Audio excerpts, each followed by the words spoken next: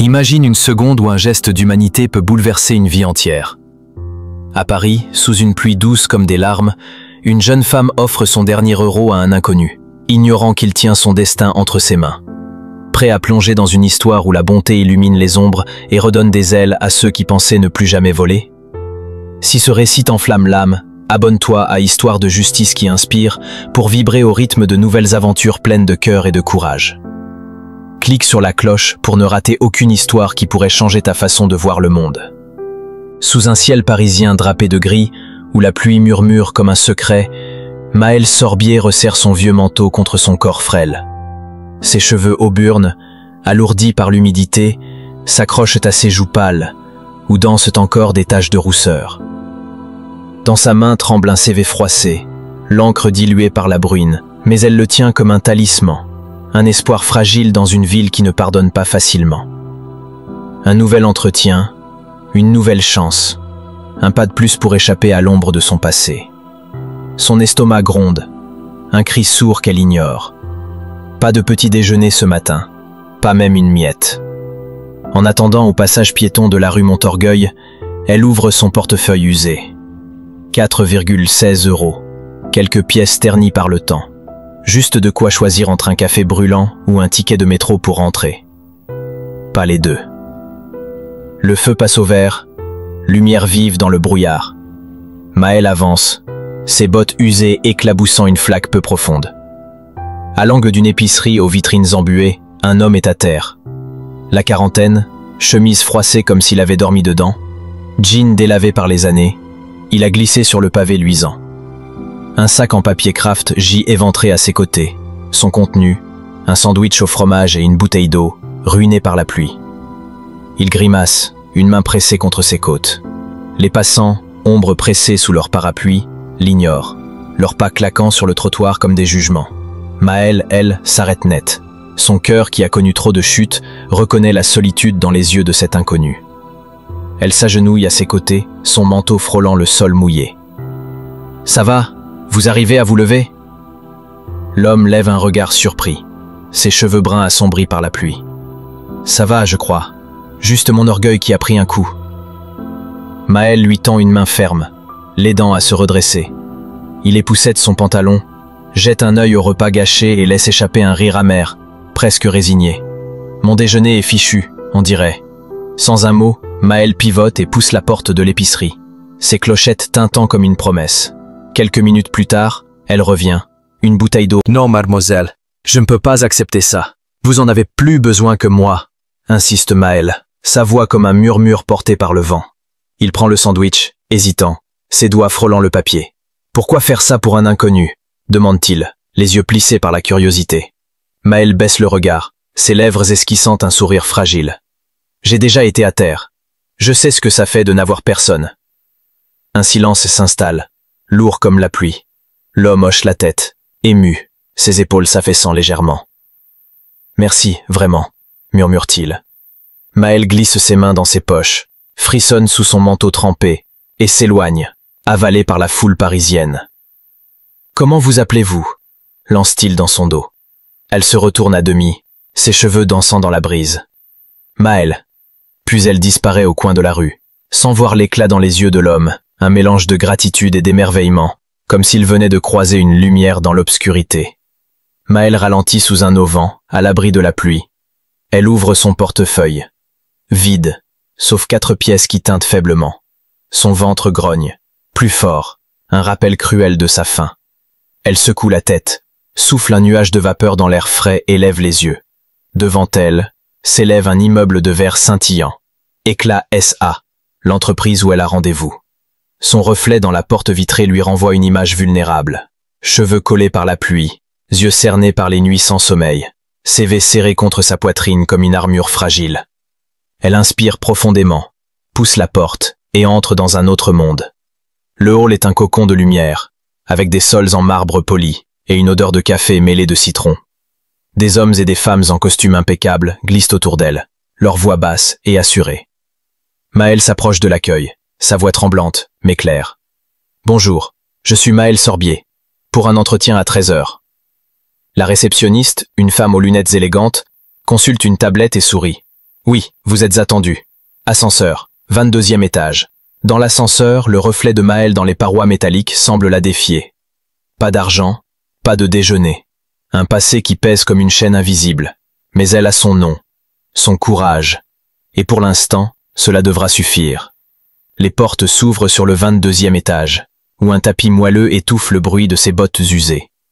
Dans une salle d'attente aux murs de verre, d'autres candidats attendent, impeccables, leurs téléphones brillant comme des extensions de leur confiance. Maëlle lisse ses cheveux humides, ajuste son CV froissé, et s'assied, sentant chaque regard comme une piqûre. Derrière une paroi teintée, une silhouette observe. Sostène Lemoine, PDG d'Agnès Desclètes et ça. Il porte un costume taillé sur mesure, loin de la chemise froissée et des chaussures usées de la rue. Mais ses yeux, perçants, n'ont pas changé. Il reconnaît Maëlle, la femme qui lui a offert son dernier sandwich, celle qui a agi sans rien attendre en retour.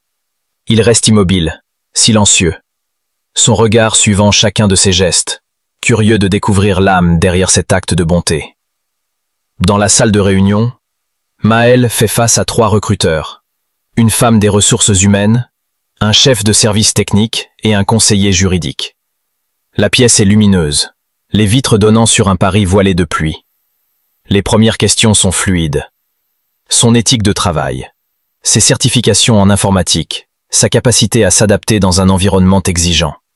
Maëlle répond avec soin, sa voix claire malgré la fatigue. Une lueur d'espoir s'allume en elle, fragile comme une flamme sous le vent. Puis, l'atmosphère change. Le conseiller juridique, un homme aux lunettes cerclées d'acier, se penche en avant, son ton plus sec. Nous avons examiné votre dossier. Une condamnation pour fraude financière, 2 ans de prison. Pouvez-vous nous en dire plus? Maëlle soutient son regard, son cœur battant fort mais sa voix ferme. Oui, j'ai été condamné. J'avais 24 ans.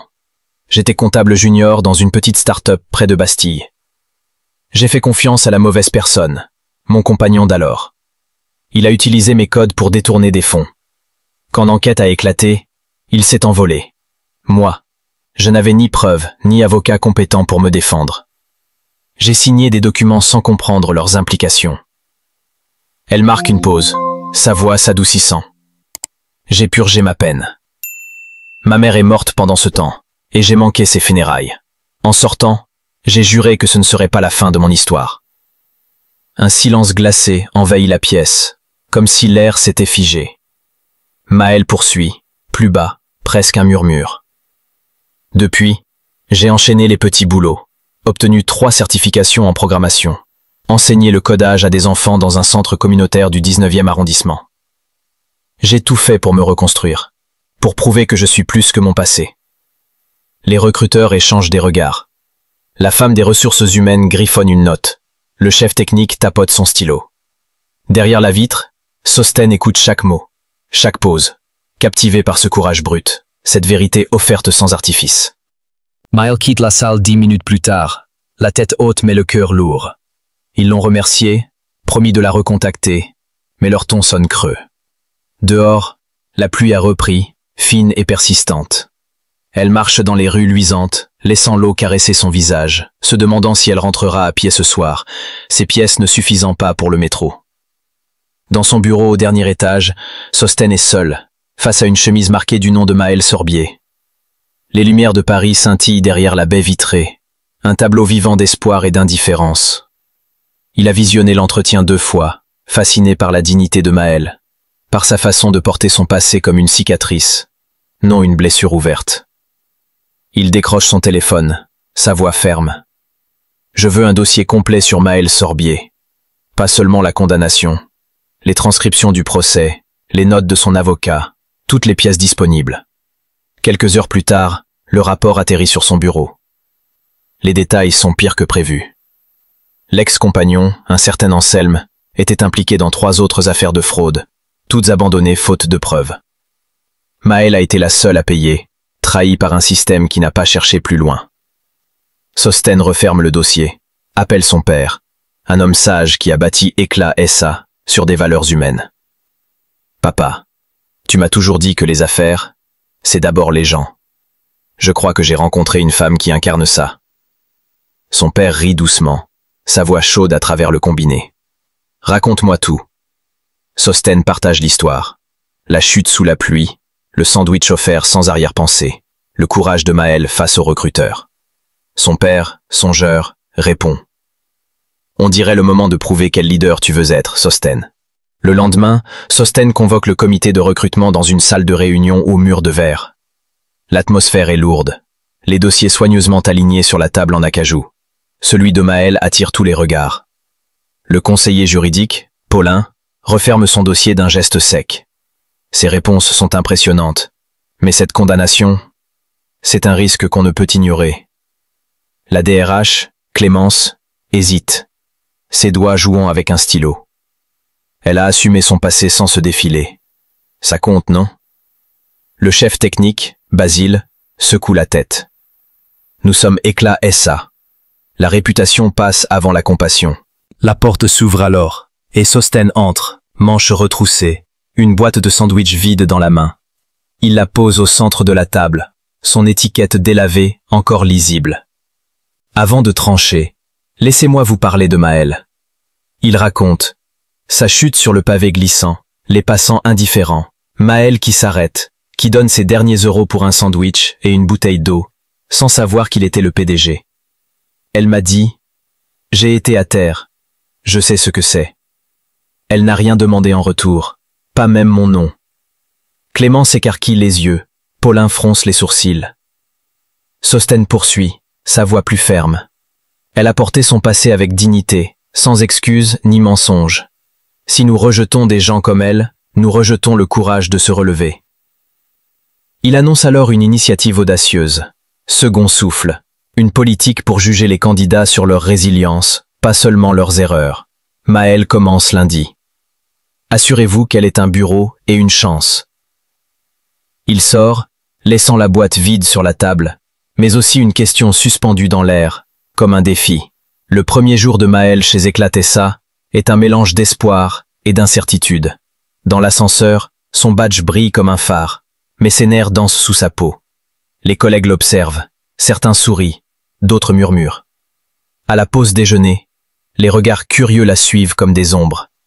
Elle baisse la tête, fait son travail, dit merci plus souvent qu'il ne faut, rit seulement quand elle se sent en sécurité. L'après-midi, un colis arrive sur son bureau, un carnet en cuir, gravé des mots « du sol aux étoiles ». À l'intérieur, une note manuscrite. Chaque nouveau départ commence par quelqu'un qui continue à avancer. Bienvenue dans ton envol. Pas de signature, mais Maël sent une chaleur monter en elle, un sourire timide naissant sur ses lèvres. Quelques jours plus tard, une invitation arrive pour un déjeuner de mentorat. Maël hésite, son passé lui soufflant de rester dans l'ombre. Mais une force la pousse à y aller. La salle est lumineuse, les gens ouverts. On lui tend un sandwich, une chaise, et des noms de collègues prêts à l'aider. Un post-it, glissé discrètement, dit « Ravi que tu sois là ». Une semaine plus tard, Clémence, la DRH, lui envoie un email. Éclatessa organise une session sur la résilience et la culture d'entreprise. Et Maël est invitée à prendre la parole. Elle manque de refuser, intimidée par l'idée de parler devant tant de monde. Mais Sostène passe à son bureau, sa voix douce mais assurée. « Tu fais du bon travail ». Il lui tend une page pliée, extraite d'un carnet. « Ta voix est plus forte que ton passé. Utilise-la ». Ce soir-là, Maël répond « Oui ». Le jour de la session, la salle est comble, les employés s'entassant jusqu'au mur. Maël se tient seule à l'avant, sans note ni écran derrière elle, juste sa vérité. « Il y a peu, commence-t-elle, on ne voyait que mon étiquette, ex-détenu. J'ai postulé à des dizaines d'emplois, essuyé refus après refus. Puis quelqu'un m'a vu. Son regard trouve Sostène, au fond, discret, les bras croisés. Je ne suis pas là parce qu'on m'a sauvé. Je suis là parce qu'on a cru que mes meilleures parts existaient encore. » La salle est suspendue à ces mots, un silence vibrant. Un jeune stagiaire applaudit, puis la pièce entière résonne de claquements. Les gens s'approchent, partagent leurs histoires, murmurent des merci. Sostène observe, invisible dans l'ombre, heureux d'avoir donné à Maël une scène où briller. Une nuit, tard, Maël s'endort à son bureau, épuisé par la préparation d'une présentation cruciale. Des graphiques, des notes, un projet qu'elle a bâti de toutes pièces, sa première chance de prouver sa valeur. Sostène, revenu chercher une tablette oubliée, la trouve là, la tête sur ses papiers, sa respiration douce comme une berceuse. Il pose sa veste sur ses épaules, glisse une tasse de thé à la camomille près d'elle. Quand Maëlle se réveille, confuse, il la rassure d'un sourire. « Repose-toi, je te ramène chez toi. » Dans sa voiture, sous les lueurs dorées des réverbères parisiens, Maëlle s'endort à nouveau, sa tête contre la vitre. Sostène, au volant, remarque une mèche de cheveux sur son visage. Sa main s'approche, hésitante, mue par un instinct qu'il ne s'explique pas. Elle ouvre les yeux, et il se fige, gêné. « Désolé, » murmure-t-il. « Tes cheveux étaient dans ton visage. » Maëlle rougit, tourne la tête vers la fenêtre. Le silence entre eux pulse, vivant. Arrivée devant son immeuble, elle le remercie pour le thé, la veste, tout. « Tu ferais pareil, » répond-il doucement. Elle hoche la tête et disparaît dans la nuit. Sostène reste un instant, les yeux fixés sur la lumière de sa fenêtre, un éclat dans l'obscurité. 1 an plus tard, éclat et ça n'est plus la même. Les murs semblent plus chauds, les voix plus sincères. Maëlle, autrefois rejetée, est au cœur d'une conférence nationale. Visage de la transformation culturelle. Son nom brille dans les articles, mais pour elle, il s'agit d'être vue, pas d'être un symbole. Sur scène, elle parle avec une simplicité qui touche les cœurs. Je pensais qu'il fallait être parfait pour mériter une seconde chance. J'avais tort. Il suffit que quelqu'un croie en vous. Elle sourit, son regard trouvant Sostène au fond de la salle. Pour moi, cette personne portait une chemise froissée et un sac vide. Elle a vu plus de valeur dans un sandwich que dans un casier vierge. Le public rit, ému, certains essuyant des larmes. Sostène, discret, sourit aussi. Dehors, sous un ciel peint de rose et d'or, il l'attend près d'un arbre. « Tu étais incroyable », dit-il simplement. Maëlle hausse les épaules, un demi-sourire aux lèvres. « J'ai juste dit la vérité. » Il sort la note du carnet.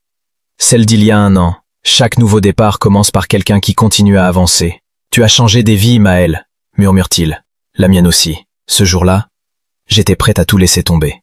Puis tu m'as aidé. » Maëlle rit doucement, les yeux brillants. « Je n'avais qu'un sandwich. » Sostène s'approche, sa voix tremblante d'émotion. « J'ai attendu longtemps pour te le dire. Je t'aime, Maëlle. » Son souffle se coupe, puis elle murmure. « Moi aussi. » Il s'éloigne, main dans la main, sous un ciel où le soleil peint des reflets d'or dans les cheveux de Maëlle. 2 âmes, unies par un geste simple, marchent vers un avenir qu'ils écriront ensemble.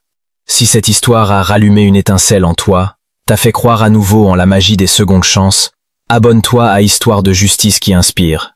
Clique sur la cloche pour ne jamais manquer une nouvelle histoire qui pourrait bouleverser ton cœur. Partage cette aventure avec quelqu'un qui a besoin de lumière. Parce qu'un sandwich et un regard bienveillant peuvent changer le monde.